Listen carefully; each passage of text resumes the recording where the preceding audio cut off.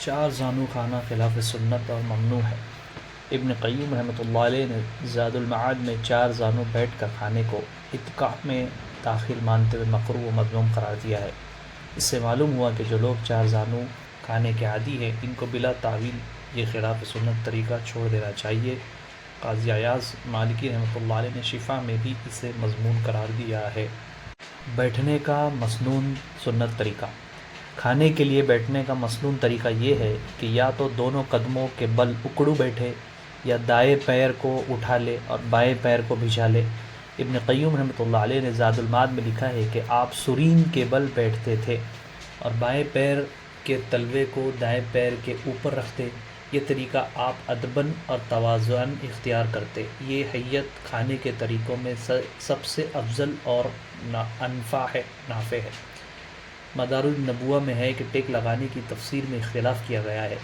قاضی ایاز رحمۃ اللہ علیہ نے شفا میں فرماتے ہیں اتقاء یعنی ٹیک لگانے سے مراد جم کر بیٹھنا ہے اور کھاتے وقت چوکڑی مار کر سرین پر بیٹھنا ہے۔ اس حیت پر بیٹھنے والا کھانا زیادہ کھاتا ہے اور اس طرح اظہار کبر کرتا ہے۔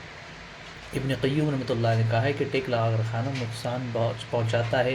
کھانے کے لیے اس کے راستے سے گزرنے میں یہ حیت مانع ہوتی ہے اور یہ کہ صورت سے معدے میں کھانا نہیں پہنچتا اور معدے میں گردش کرتا ہے، مستحکم نہیں ہوتا اور معدے کا منہ غذا کے لیے نہیں کھلتا اور معدہ ایک جانب جھک جاتا ہے اور بسہولت غذا معدے میں نہیں جاتی۔ کھڑے ہو کر کھانے کی ممانعت۔ حضرت انس بن مالک رضی اللہ عنہ فرماتے ہیں کہ نبی کریم صلی اللہ علیہ وسلم نے منع فرمایا کہ کھانا کھڑے ہو کر کھایا جائے۔ بازار میں کھانے کی ممانعت۔ حضرت ابو امامہ رضی اللہ عنہ نبی کریم صلی اللہ علیہ وسلم نے نقل فرماتے ہیں کہ بازار میں کھانا بے حیائی ہے۔ حضرت ابو ہریرہ رضی اللہ عنہ فرماتے ہیں کہ نبی کریم صلی اللہ علیہ وسلم نے فرمایا بازار میں کھانا بے حیائی ہے۔ فائدہ: بازار میں اگر گھر یا دکان کے اندر کھانا ہو تو یہ ممنوع نہیں ہے بلکہ جائز ہے، کوئی مضائقہ نہیں ہے۔ جوتے کھول کر کھانا سنت ہے۔ حضرت انس بن مالک رضی اللہ عنہ فرماتے ہیں کہ نبی کریم صلی اللہ علیہ وسلم نے فرمایا جب تم میں سے کوئی کھانے کے قریب آئے اور اس کے پیر میں جوتا ہو تو اسے نکال دے۔ جوتے کھول کر کھانے کا حکم۔ حضرت جابر رضی اللہ عنہ نبی کریم صلی اللہ علیہ وسلم سے روایت کرتے ہیں کہ آپ نے فرمایا جب کھاؤ تو جوتے کھول دو۔ حضرت انس رضی اللہ عنہ نبی کریم صلی اللہ علیہ وسلم سے روایت کرتے ہیں کہ آپ نے فرمایا جب کھانا آ جائے تو جوتوں کو نکال دو، یہ تمہارے قدم کے لیے راحت بخش ہے۔ فائدہ: سنت اور حکم شرع یہ ہے کہ جوتے پہنے ہوئے کھانا نہ کھائے بلکہ اسے کھول دے۔ جوتا پہنے ہوئے کھانا خلاف سنت ہے اور پیروں کے لیے بھی تکلیف دہ ہے۔ آج کل عموماً لوگ ہوٹل وغیرہ میں جوتے پہنے کھاتے ہیں، اس قوی طریقے سے احتیاط کرنا چاہیے۔ تیز گرم کھانے کی ممانعت۔ حضرت صہیب رضی اللہ عنہ نبی کریم صلی اللہ علیہ وسلم کے ارشاد نقل فرماتے ہیں کہ آپ صلی اللہ علیہ وسلم نے گرم کھانا کھانے سے منع فرمایا ہے یہاں تک کہ وہ مناسب ہو جائے یعنی کھانے کے لائق ہو جائے۔ حضرت جویریہ رضی اللہ عنہ فرماتی ہے کہ آپ صلی اللہ علیہ وسلم گرم کھانے کو پسند نہیں فرماتے تھے یہاں تک کہ اس سے بھاپ نکل جائے، یعنی ایسا گرم کھانا جس سے بھاپ نکل رہی ہو۔ گرم کھانا آگ ہے۔ حضرت ابو ہریرہ رضی اللہ عنہ فرماتے ہیں کہ نبی کریم صلی اللہ علیہ وسلم کی خدمت اقدس میں ایک پلیٹ میں تیز گرم کھانا پیش کیا گیا۔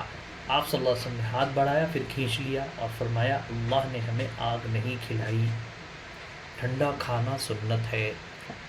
ایسا تیز گرم کھانا جس سے بھاپ نکل رہی ہو اور ہاتھ اور منہ کے جلنے یا تکلیف کا اندیشہ ہو کھانا ممنوع ہے۔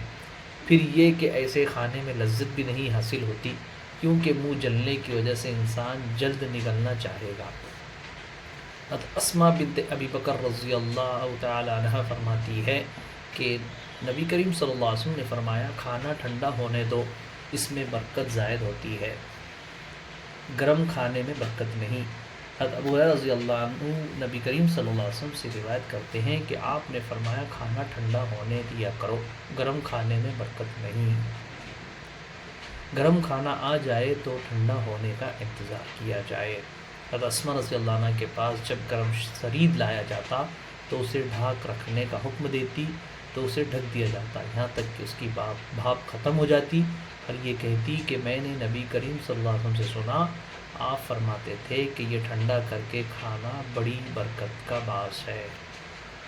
فائدہ اس سے معلوم ہوا کہ گرم کھانا نہیں کھانا چاہیے، گرم کھانا آ جائے تو اسے ٹھنڈا ہونے دینا چاہیے۔ گرم سے مراد وہ گرم ہے جو منہ اور ہاتھ کو تکلیف دے۔